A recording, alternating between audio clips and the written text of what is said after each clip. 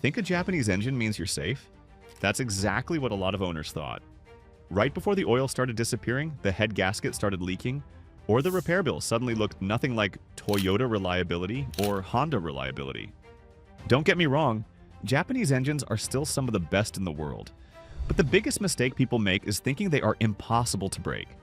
Because Toyota, Honda, Nissan, Subaru, Mazda, and Mitsubishi all have engines with weak spots that owners often ignore until it's too late. So today we're looking at hidden Japanese engine problems that can turn a safe used car into a very expensive surprise. And if you own one of these engines, tell us in the comments. Was it bulletproof or did it make you pay? Let's get into it.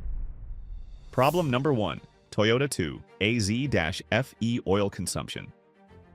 Toyota built its reputation on engines that survive high mileage and owners who sometimes do the bare minimum, which is exactly why the 2 AZ-FE oil consumption problem surprised so many people.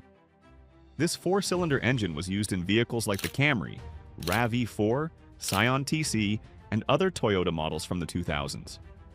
On paper, it looked like a classic Toyota engine, simple, efficient, practical, and dependable enough to keep for years. But some of these engines developed excessive oil consumption, and the dangerous part was how quietly it could happen. Many owners did not see smoke, did not hear knocking, and did not feel anything obviously wrong while driving. They simply followed normal oil change intervals and assumed the car was fine because it was a Toyota. The problem is that if the owner never checks the dipstick, the engine may spend thousands of miles running low on oil. Once that happens, wear accelerates around piston rings, cylinder walls, timing components, and other parts that need steady lubrication. Never trust the badge more than the dipstick, because even a Toyota can become expensive. Problem number 2. Honda VCM and piston ring problems. Honda V6 engines are often seen as a safe used car choice because they are smooth, strong, and capable of very high mileage. But some Honda V6 engines came with VCM, a fuel-saving system designed to shut down cylinders under light load. On paper, that sounded smart. Better fuel economy with the same Honda reliability people expected. In real life, some owners discovered that cylinder deactivation could create uneven conditions inside the engine. Over time, certain engines developed oil consumption, fouled spark plugs, misfires, and piston ring problems that turned a supposedly safe Honda purchase into a frustrating repair. Many owners did not abuse these vehicles. They drove normally, changed the oil, and bought Honda specifically to avoid engine drama. Then the check engine light appeared, the engine started misfiring, and the repair was much more serious than a simple tune-up. Instead of only asking, is it a Honda? Ask whether it has VCM and whether it has ever had oil consumption, fouled plugs, or misfire issues. Problem number 3. Subaru EJ25 head gaskets. If one Japanese engine problem became part of a brand's identity, it is the Subaru EJ25 head gasket issue. The EJ25 powered millions of Outbacks, Foresters, Legacies, and Imprezas, and many earned loyal fans because they were practical, capable, and useful in bad weather. But the head gasket problem became famous because it often started small enough for owners to ignore. Maybe there was a little coolant seepage, a faint smell after driving, a small oil leak, or a minor stain around the engine. Since the car still drove normally, many owners watched it instead of repairing it. The problem is that small leaks can become larger leaks, and once coolant loss leads to overheating, the repair can become much more expensive than a simple gasket job. Overheating can turn a manageable issue into a major engine repair. With Subaru EJ engines, small leaks deserve serious attention before overheating enters the conversation. Problem number 4. Nissan QR25DE oil consumption. The Nissan QR25DE was not an exotic engine or a track engine. It was used in normal daily drivers like the Altima and Sentra, which is why the oil consumption issue caught owners off guard. People bought these cars for transportation, fuel economy, and reasonable ownership costs, not to monitor oil like an old performance car. But some QR25DE engines developed excessive oil consumption, and the danger was not always obvious. The engine might start normally, idle normally, and drive normally around town while slowly using more oil than the owner realized. If the oil level is not checked between services, the engine can run low long before the next oil change, and that is when a manageable problem becomes a serious failure. This matters in the used market because an Altima or Sentra can look clean, drive fine on a short test drive, and still have an oil consumption history the next buyer discovers later. You want to know not only whether the oil was changed, but whether the engine was frequently running low before those oil changes. Problem number 5, Toyota 2 GR-FEVVT-I oil line leak. The Toyota 2 GR-FEV6 is one of Toyota's most respected modern engines, used in the Camry, Avalon, Highlander, RAV4, Sienna, and several Lexus models. It gave owners smooth power, durability, and the feeling that the vehicle could keep going for years. But even a great engine can have one weak component. And on some earlier 2GR-FE engines, that weak point was the VVT-I oil supply line. The issue involved an oil line that could leak, and part of that line used a rubber section that could deteriorate over time. This was not slow oil consumption, where the engine gradually burns oil over thousands of miles. This could be more sudden. If the line failed, the engine could lose oil quickly, and the driver might only realize something was wrong when there was oil on the ground, abnormal engine noise, or an oil pressure warning. Oil starvation does not care how good an engine's reputation is. So if you own or are buying an older Toyota or Lexus with the 2GR-FE, check whether the VVT-I oil line has been inspected or updated. And here's the uncomfortable part. Most of these engines don't fail because they are terrible engines. They fail because owners trust the Japanese badge so much that they stop looking for warning signs. Problem number 6. Mazda 2.5 turbo coolant leak. Mazda has earned respect because its vehicles feel more premium, drive well, and often deliver strong performance without losing everyday comfort. But some Mazda 2.5 turbo engines developed coolant leak issues that surprised owners who assumed a newer Japanese engine would be nearly trouble-free. This engine appeared in vehicles such as the CX-9, CX-5, Mazda 6, and other Mazda models, giving them strong torque and a more upscale driving feel. The problem is that certain engines developed coolant leaks around the cylinder head area.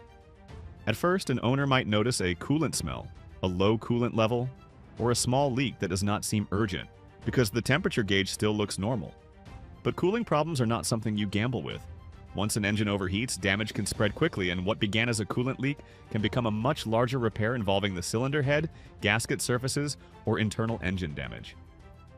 This issue also shows how modern Japanese engines are not always simple, low-stress designs anymore. Turbocharging, high heat, tighter packaging, direct injection, emission systems, and higher output all add stress, so disappearing coolant should never be treated like nothing. Problem number 7. Mitsubishi 4 B11T timing chain stretch. The Mitsubishi 4 B11T from the Lancer Evolution X is a serious performance engine. It is turbocharged, tunable, capable of impressive power, and connected to one of the most respected performance names Mitsubishi ever built. But one issue Evo X owners learned about is timing chain stretch, which reminds us that a timing chain does not always mean a lifetime part. Many people hear timing chain and assume they never have to think about it again. But under high heat, high load, hard driving, extended oil intervals, or poor maintenance, chains, guides, and related components can still wear. When the chain stretches, cam timing can drift away from where it should be, causing poor running, warning lights, timing-related codes, and in serious cases, expensive engine damage. This does not mean the 4B11T is a bad engine. It is a strong performance engine when maintained correctly. The issue is that some owners buy performance cars, drive them hard, modify them, and then maintain them like ordinary commuters. Problem number 8. Honda 4-cylinder oil consumption. Honda 4-cylinder engines are often treated as one of the safest choices in the used market, and in many cases that reputation is deserved. They are efficient, durable, easy to live with, and capable of very high mileage. But some Honda 4-cylinders, including certain Accord engines, developed piston ring issues that led to high oil consumption, and this problem can be easy to underestimate because the car may still feel perfectly normal. The engine might run smoothly, return decent fuel economy, and show no dramatic signs of trouble while oil control slowly gets worse. Then owners start adapting to the problem instead of treating it as a warning sign. At first they say, it only uses a little oil. Then they start adding 1 quart between changes, then 2. Eventually, checking and topping off oil becomes part of normal ownership, even though that should have been a red flag from the beginning. Honda engines generally love clean oil and proper maintenance, but once oil level becomes inconsistent, wear can accelerate quietly. A quiet oil burner is still an oil burner. Problem number 9. Mazda RX-8 Rotary Reality. The Mazda RX-8 is one of the most misunderstood Japanese cars ever sold because many people bought it expecting normal Japanese reliability from an engine that was never designed to behave like a normal piston engine. The rotary engine is smooth, compact, high revving, and genuinely unique, which is why enthusiasts love it. But that uniqueness comes with ownership requirements many casual buyers never fully understood. Unlike a conventional piston engine, the RX-8 rotary consumes oil by design because oil is used to lubricate the internal seals that help the engine maintain compression. For someone who understands rotaries, that is normal. For someone coming from a Corolla, Camry, Civic, or Accord, that sounds like a defect. That difference in expectations is where many problems began. If the owner did not check oil frequently, ignored hard start symptoms, or treated the car like a regular commuter, the rotary could lose compression, become difficult to start, and eventually need a rebuild. The hidden problem is not just mechanical. It is that too many people bought one without understanding what ownership required. Problem number 10. Nissan GTR Maintenance Trap. The Nissan GTR's VR38DETT is one of the most impressive Japanese engines ever built, delivering brutal performance from a twin-turbo V6 that could embarrass cars costing far more money. But the GTR creates a dangerous illusion because some owners see the Nissan badge and assume they are dealing with a normal Japanese car that can be maintained like an Altima or Maxima. That is a mistake. The GTR is a high-performance machine with serious maintenance expectations. Oil level, temperature, fluid condition, inspection intervals, and service procedures matter much more when the car is driven hard, especially on a track. The engine can be extremely strong, but strength does not make it immune to heat, oil control issues, neglect, or poor maintenance habits. Some owners buy the horsepower and the badge, but not the maintenance discipline that comes with it. A GTR can be incredibly reliable for what it is, but only when the owner understands that it is not just another Nissan.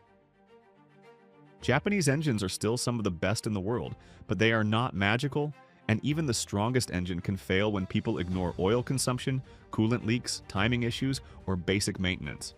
So tell us in the comments, which Japanese engine do you trust the most, and which one gave you the worst repair bill? If you enjoyed this video, hit the like button, subscribe to the channel, and we'll see you in the next one.